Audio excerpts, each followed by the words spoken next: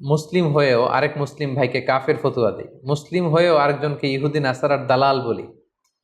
কিন্তু একজন নবী, তিনি শিরক হতে দেখেও কিন্তু ঐক্যকে নষ্ট করেননি। তাই আমরা যেন যে কোনো মূল্যে আমাদের মুসলিম উম্মার ঐক্যটাকে ধরে রাখতে পারি।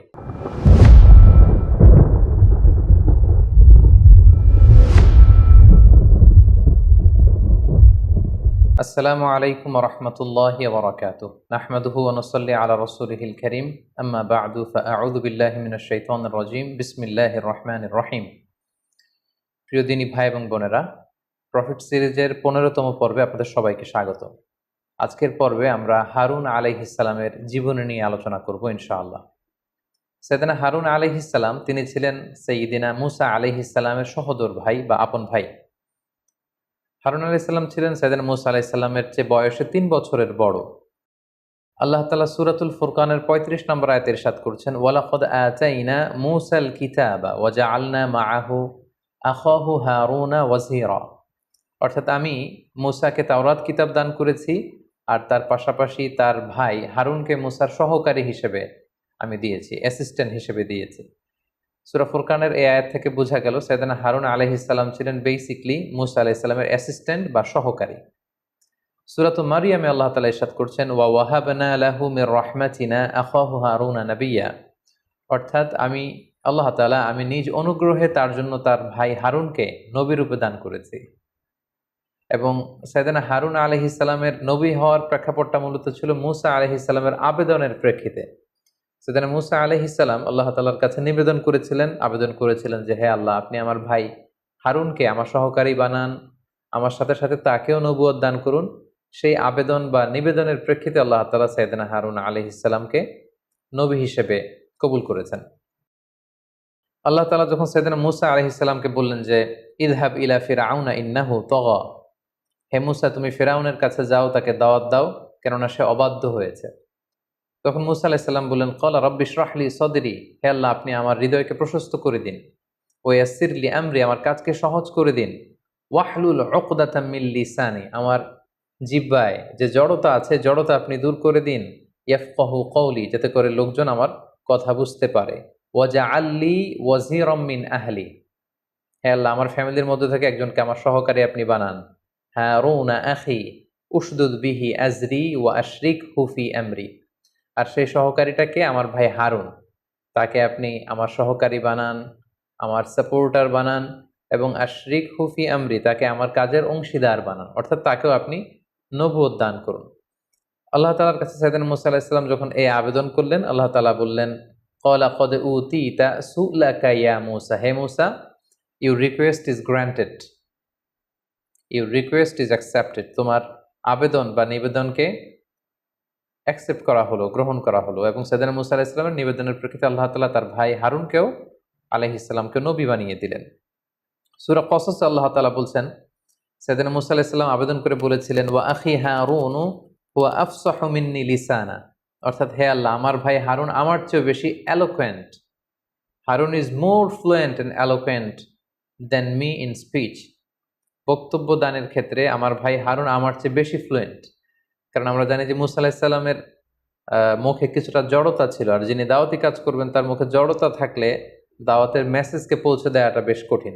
এজন্য তিনি বললেন, হুয়া আফসাহু মিন্নি লিসানা, হে আল্লাহ, আমার ভাই হারুন আমার চেয়ে বেশি বাগ্মী, বেশি সুস্পষ্ট ভাষায় কথা বলতে পারে। ফাআরসিলহু মাই রিদা আন ইউসাদ্দিকুনি, তাই তাকে আমার সহকারী হিসেবে আপনি পাঠান, সে আমাকে সাপোর্ট করবে। তাহলে আমরা বুঝতে পারলাম যে হারুন আলাইহিস সালাম স্বাভাবিকভাবে তিনি নবী হননি, বরং ওনার ভাই মুসা আলাইহিস সালামের আবেদনের প্রেক্ষিতে আল্লাহ তাআলা মুসা আলাইহিস সালামের সহকারী বা অ্যাসিস্ট্যান্ট হিসেবে অথবা সাপোর্টার হিসেবে তার আপন ভাই হারুন আলাইহিস সালামকে নবুয়ত দান করেছিলেন। সাইয়েদনা মুসা আলাইহিস সালাম যখন তাওরাত কিতাব রিসিভ করবার জন্য তুর পাহাড়ে যাবেন, তখন তিনি ওনার উম্মত বনি ইসরায়েলকে দেখভাল করবার জন্য সাইয়েদনা হারুন আলাইহিস সালামকে দায়িত্ব দিয়ে গিয়েছিলেন। وقال موسى لأخيه هارون اخلفني في قومي وأصلح ولا تتبع سبيل المفسدين। সূরা আরাফে আল্লাহ এই ব্যাপারটি তুলে ধরেছেন। তিনি মুসা আলাইহিস সালাম তার ভাই হারুনকে বলেছিলেন, হারুন তুমি উখলুফনি, তুমি আমার প্রতিনিধিত্ব করবে, ফি কওমি, আমাদের এই বনি ইসরাইলের এই কওমের ব্যাপারে, ওয়া আসলিহ, এবং তাদের মাঝে তুমি সংশোধন করে দিবে, ফায়সালা করে দিবে, সলিউশন করে দিবে। ওয়ালা তাত্তাবি' সাবিলাল মুফসিদিন, আর বিশৃঙ্খলার কোনো পন্থা তুমি অবলম্বন করবে না। অর্থাৎ আমি চলে যাচ্ছি তাওরাত কিতাব রিসিভের জন্য, সেখানে 30 দিন, পরবর্তীতে আল্লাহ তাআলা আরো 10 দিন বাড়িয়ে 40 দিন ওনাকে ধ্যানমগ্ন থাকতে বলেছেন, এতেকাফ অবস্থায় থাকতে বলেছেন। এই 40 দিনের জন্য তুমি বনি ইসরাইলের দেখভাল করবে।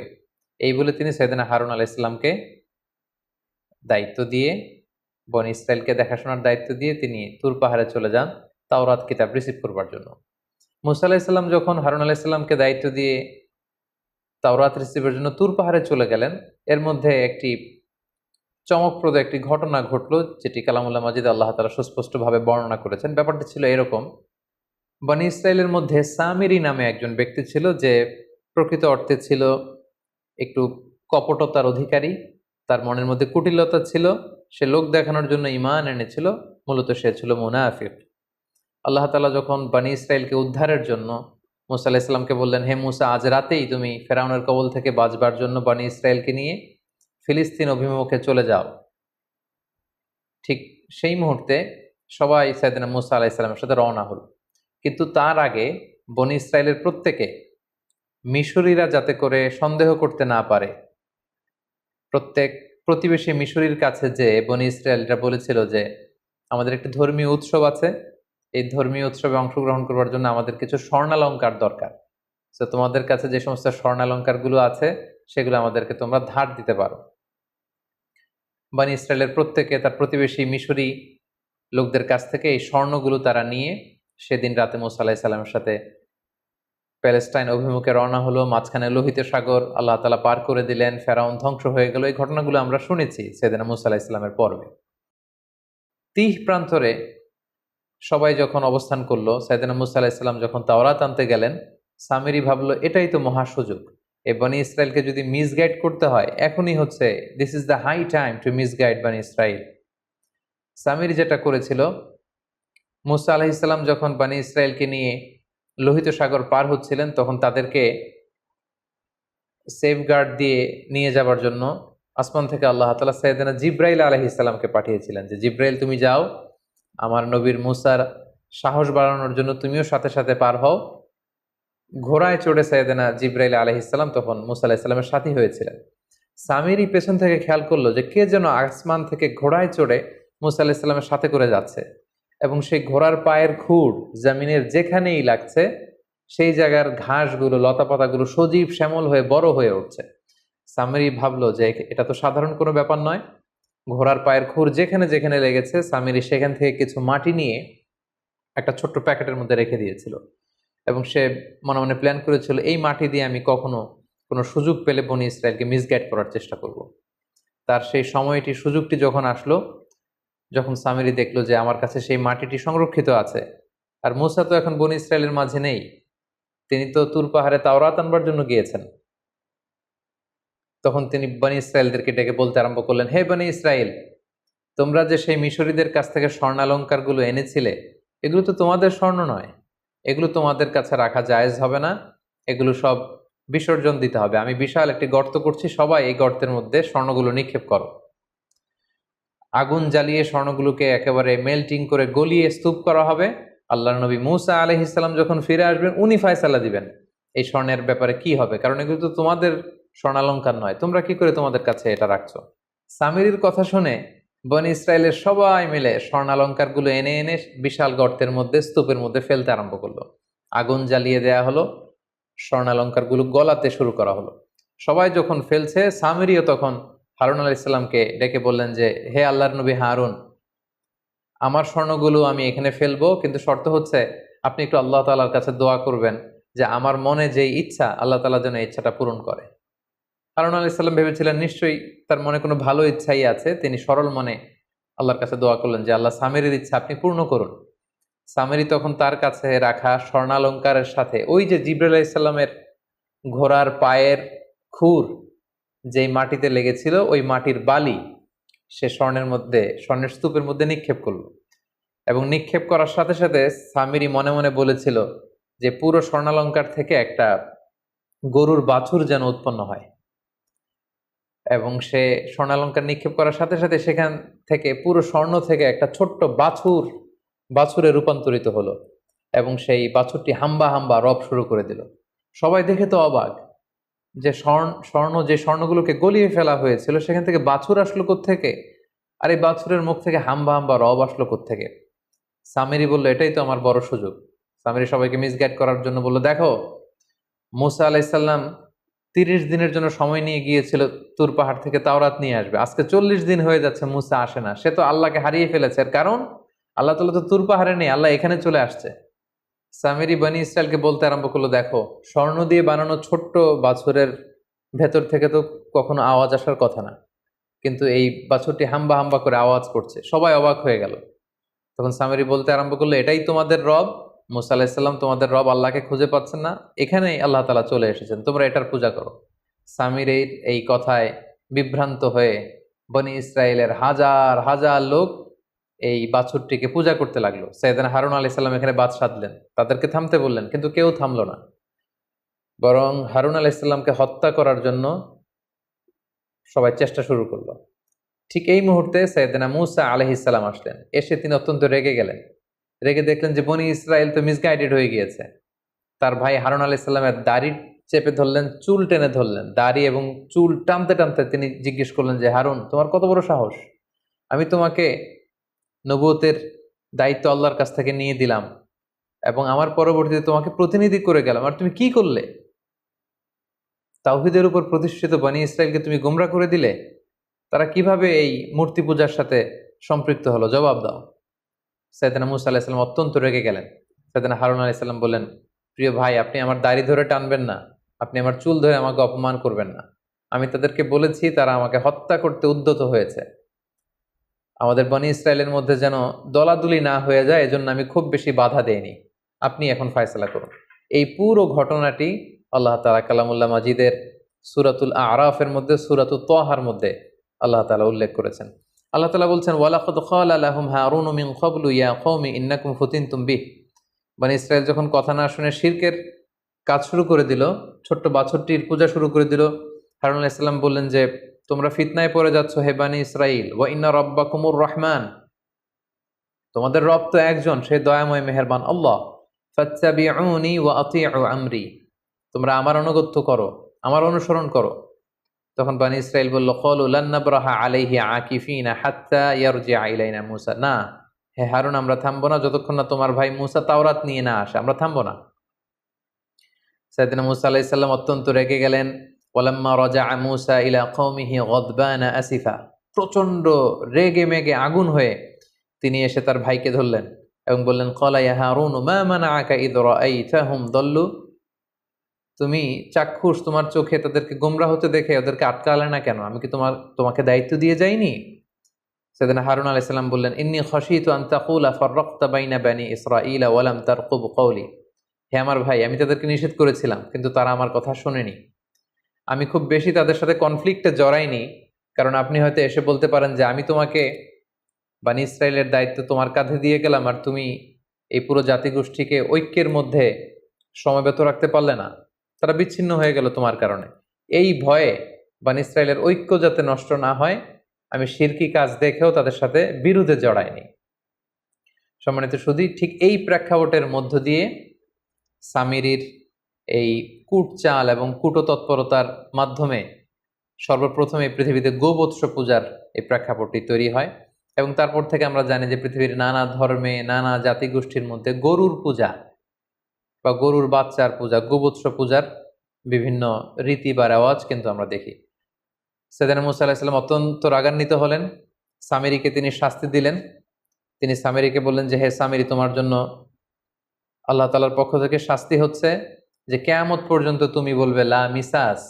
অর্থাৎ কেউ যখন সামিরির কাছে যেত, সামিরির গায়ের মধ্যে হাত দিলে সামিরির গায়ের মধ্যে জ্বর চলে আসতো, অথবা সামিরি কাউকে টাচ করলে সামিরির গায়ে জ্বর চলে আসতো। সাইয়েদনা মূসা আলাইহিস সালাম সেই স্বর্ণ দিয়ে তৈরি বাছুরটিকে টুকরো টুকরো করে সাগরের মধ্যে ভস্ম করে জ্বালিয়ে ভাসিয়ে দিলেন এবং সামিরিকে বললেন যে, কিয়ামত পর্যন্ত তোর শাস্তি হচ্ছে আমার এই তাওহীদের উপর প্রতিষ্ঠিত বনি ইসরায়েলের মধ্যে শিরকের বীজ রোপণের কারণে, শিরক ছড়িয়ে দেওয়ার কারণে তোমার জন্য শাস্তি হচ্ছে কিয়ামত পর্যন্ত তুমি বলবে লা মিসাস। সে কারোর সাথে বসতে পারতো না, কারোর সাথে উঠতে পারতো না, কারো গায়ের সাথে সামিরের গা লাগলেই সামিরের গায়ে জ্বর চলে আসতো। সামিরি কাউকে টাচ করলেও তার গায়ে জ্বর চলে আসতো। মৃত্যুর আগ পর্যন্ত এই শাস্তি আল্লাহ তাআলা সামিরের জন্য অবধারিত করেছিলেন। এবং যারা সামিরির সাথে একাত্মতা পোষণ করে বনী ইসরায়েলের মধ্যে শিরকে উস্কে দিয়েছিলেন, তাদেরকে আল্লাহ তাআলা মৃত্যুদণ্ড দিয়েছেন। এবং আল্লাহ তাআলা যারা সামিরির কথায় কান দিয়ে শিরকে লিপ্ত হয়েছিল তাদেরকে মৃত্যুদণ্ডের শাস্তি দিয়েছিলেন। আল্লাহ তাআলা বলেছেন ফাকতুলু আনফুসাকুম, তোমরা নিজেরা নিজেদেরকে হত্যা করো, এই হত্যার মধ্যে দিয়ে এই পৃথিবীতে তোমাদের প্রায়শ্চিত্ত হবে এবং এই পৃথিবীতে তোমাদের এই শাস্তি দেয়া হলো। সম্মানিত, শুধু ঠিক এইভাবে সাইয়েদনা মুসা আলাইহিস সালামের অনুপস্থিতিতে সাইয়েদনা হারুন আলাইহিস সালামকে যখন দায়িত্ব দিয়ে মুসা আলাইহিস সালাম তাওরাত কিতাব আনতে গিয়েছিলেন, ঠিক তখন বনী ইসরায়েলের মধ্যে সর্বপ্রথম গোবৎসের পূজা এই পৃথিবীতে শুরু হয়। সম্মানিত সুধী, গত পর্বে আমরা মুসা আলাইহিস সালামের ব্যাপারে বিস্তর আলোচনা শুনেছিলাম। মুসা আলাইহিস সালামের ব্যাপারে আল্লাহ তাআলা অনেক অনেক ইনফরমেশন আমাদেরকে জানিয়েছেন, কিন্তু তার বিপরীতে তুলনামূলকভাবে হারুন আলাইহিস সালামের ব্যাপারে যে কয়েকটি প্রেক্ষাপট এবং ঘটনা প্রবাহ আমি আপনাদের সামনে তুলে ধরলাম, এগুলো ছাড়া আর কোনো কিছুই আল্লাহ তাআলা আমাদের জন্য তুলে ধরেননি। তাই আমরা সরাসরি এখন হারুন আলাইহিস সালামের সংক্ষিপ্ত জীবনী থেকে আমাদের জন্য কি কি শিক্ষা রয়েছে সেদিকে চলে যাব। প্রথম যে লেসনটি আমরা হারুন আলাইহিস সালামের জীবনী থেকে পাই সেটা হচ্ছে দাওয়াতি কাজে বাগ্মিতা খুব জরুরি। যারা দাওয়া অ্যাক্টিভিটির সাথে জড়িত তাদের ফ্লুয়েন্সি থাকতে হয় মুখে, তাদের খুব এলোকুয়েন্ট হতে হয়, ফ্লুয়েন্ট হতে হয়। কারণ মুসা আলাইহিস সালামের মুখে জড়তা থাকার কারণে তিনি আল্লাহকে বললেন, আল্লাহ, আপনি যে ফেরাউনের কাছে যে আমাকে দাওয়াত দিতে বলছেন, এত বড় রাজা, এত বড় কিং, তার আশেপাশে তার সভাসদ বর্গ, তার সৈন্য সামন্ত, এই বিশাল রাজ দরবারে যে আমার তো মুখে জড়তা, আমি কি করে এই সুন্দর করে তাওরাতের কথা আমি পৌঁছাবো? আমার মুখের জড়তার কারণে আমার কথা তো হয়তো ফেরাউন বুঝবে না। এজন্য আল্লাহ তাআলার কাছে তিনি আবেদন করেছিলেন যে আখি হারুন আফসাহু মিন্নি লিসানা, আমার চেয়ে আমার ভাই আরো বেশি সুন্দর গুছিয়ে কথা বলতে জানে, আমার চেয়ে আমার ভাই আরো বেশি ফাসিহ, অর্থাৎ খুবই বাগ্মী, এলোকুয়েন্ট, ফ্লুয়েন্ট, তার মুখে কোনো জড়তা নেই। সো আল্লাহ তাআলা মুসা আলাইহিস সালামের এই নিবেদনের প্রেক্ষিতে হারুন আলাইহিস সালামকে নবী বানিয়েছিলেন। এতে করে আমরা যেটা বুঝতে পারি, যিনি দাওয়াতি কাজ করবেন তার মুখে জড়তা থাকতে পারবে না। তিনি কথা খুব সহজ ভাষায়, সহজভাবে তার শ্রোতাদের কাছে উপস্থাপন করতে হবে। এই ফ্লুয়েন্সিটা খুবই জরুরি। এজন্য যারা দায়ী তাদেরকে বাগ্মী হতে হয়। একজন অনেক জ্ঞান রাখেন কোরআনের, হাদিসের, কিন্তু তিনি মানুষের সাথে কথা বলতে জানেন না, মানুষের কাছে কোনো বিষয়কে উপস্থাপন করতে পারেন না, তাহলে তো আসলে তাকে দিয়ে দাওয়া কাজ হবে না। তাহলে এই বিষয়টা আমরা শিখতে পারলাম যে যিনি দায়ী ইলাল্লাহ হবেন তার মধ্যে বাগ্মিতার গুণ থাকা আবশ্যক। দ্বিতীয় যে শিক্ষাটি আমরা পাই সেটি হচ্ছে এই পৃথিবীতে শিরকের চেয়ে বড় কোনো পাপ নেই। শিরকের পাপ হচ্ছে সবচেয়ে বড় পাপ, এবং এই পৃথিবীতে কোনো নবী আল্লাহর সাথে শিরক করাকে কিন্তু কখনো প্রশ্রয় দেননি বা বরদাস্ত করেননি। এর কারণ হচ্ছে আল্লাহ তাআলা সব মাফ করলেও শিরকের গুনাহ মাফ করেন না। ইন্নাল্লাহা লা ইয়াগফিরু আইয়ুশরাকা বিহি ওয়া ইয়াগফিরু মা দুনা যালিকা লিমান ইয়াশা। আল্লাহ তাআলা চাইলে সব গুনাহকে ক্ষমা করে দিতে পারেন, কিন্তু তিনি নিজেই ঘোষণা করেছেন যে তিনি শিরকের গুনাহকে কশ্চিনকালেও ক্ষমা করেন না। এবং সাইয়েদনা মুসা আলাইহিস সালাম যে হারুন আলাইহিস সালামের উপর রেগে গিয়েছিলেন, তার আপন ভাইয়ের চুল ধরে টেনেছিলেন, দাড়ি ধরে টান মেরেছিলেন, রেগে গিয়েছিলেন, এটার কারণ কিন্তু দুনিয়াবি কোনো কারণে নয়। একমাত্র কারণ ছিল যে বনী ইসরায়েলের লোকেরা তাওহীদকে ছেড়ে দিয়ে শিরকের সাথে জড়িয়ে পড়েছিল, শিরকের সাগরে তারা গা ভাসিয়ে দিয়েছিল। আর প্রকাশ্য শিরক হতে দেখে একজন নবী সেটা বরদাস্ত করতে পারেন না। জন্য পৃথিবীর কোনো নবী শিরককে প্রশ্রয় দেননি, বরং শিরকের মূলোৎপাটন করে তাওহীদের বীজ বপন করবার জন্যই কিন্তু পৃথিবীতে নবীদের আগমন ঘটেছে। ৩ নম্বরে যে শিক্ষাটি আমরা পাই সেটা হচ্ছে মর্যাদায় বড় বনাম বয়সে বড়, দুইটা কিন্তু এক বিষয় নয়। একটা হচ্ছে বয়স হওয়া আর একটা হচ্ছে বড় হওয়া। এটা বাধ্যতামূলক নয় যে কেউ বয়সে বড় হলে তিনি মর্যাদায়ও বড়, এমনটা নাও হতে পারে। যার প্রমাণ হিসেবে কিন্তু আমরা দেখতে পাই যে হারুন আলাইহিস সালাম ছিলেন বয়সে বড়, মুসা আলাইহিস সালামের 3 বছরের বড়। মুসা আলাইহিস সালাম ছোট, কিন্তু মুসা আলাইহিস সালামের মর্যাদা ছিল বেশি। হারুন আলাইহিস সালাম বয়সে বড়, কিন্তু মর্যাদায় ছিলেন তিনি ছোট। তার সুন্দর প্রমাণ আমরা সাহাবাদের মধ্যেও দেখতে পাই। আল্লাহ রাসূল সাল্লাল্লাহু আলাইহি ওয়াসাল্লামের চাচা আব্বাস ইবনে আব্দুল মুত্তালিবকে একবার জিজ্ঞেস করা হয়েছিল যে আনতা আকবার আম রাসূলুল্লাহ সাল্লাল্লাহু আলাইহি সাল্লাম, হে রাসূল সাল্লাল্লাহু আলাইহি ওয়াসাল্লামের চাচা, কে বড়, আপনি বড় নাকি রাসূল সাল্লাল্লাহু আলাইহি ওয়াসাল্লাম বড়? তো যিনি জিজ্ঞেস করেছিলেন ওনার ইচ্ছে ছিল যে আসলে বয়সে কে বড় এটা জানা। তো আব্বাস ইবনে আব্দুল মুত্তালিব উনি বলবেন যে আমি বড় বয়সে, এটা ওনার পছন্দ হচ্ছিল না। এটা কেমন উনি ভাবছিলেন যে এটা কিছুটা দাম্ভিকতা বা বেয়াদবি হয়ে যেতে পারে। তখন তিনি চমৎকার একটি হাম্বল ওয়েতে একটা উত্তর দিয়েছিলেন। তিনি বলেছিলেন হুয়া আকবর মিন্নি, রাসূল সাল্লাল্লাহু আলাইহি ওয়াসাল্লাম আমার চেয়ে বড়। কারণ রাসূলুল্লাহ সাল্লাল্লাহু আলাইহি ওয়াসাল্লামের চেয়ে বড় হতে পারে পৃথিবীতে এমন কেউ নেই, তার চেয়ে বড় হওয়া সম্ভব নয়। তিনি উত্তরে বলেছিলেন হুয়া আকবর মিন্নি, রাসূল সাল্লাল্লাহু আলাইহি ওয়াসাল্লাম আমার চেয়ে বড়, ওয়া আনা ওয়ালিদতু ক্বাবলা, কিন্তু আমি জন্মেছি আগে।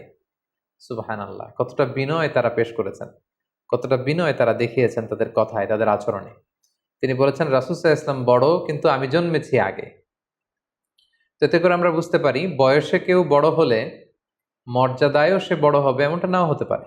হয়তো বয়সে কেউ ছোট, কিন্তু আল্লাহ তাআলার কাছে মর্যাদায় সে অনেক বড়, এমনটাও কিন্তু ঘটতে পারে, যেটা আমরা সাইয়েদনা মূসা আলাইহিস সালাম এবং সাইয়েদনা হারুন আলাইহিস সালাম, এই যে সহোদর ভাই, তাদের মধ্যে কিন্তু আমরা এটা লক্ষ্য করেছি যে হারুন আলাইহিস সালাম বয়সে বড়, কিন্তু মূসা আলাইহিস সালাম তিনি মর্যাদায় ছিলেন বড়।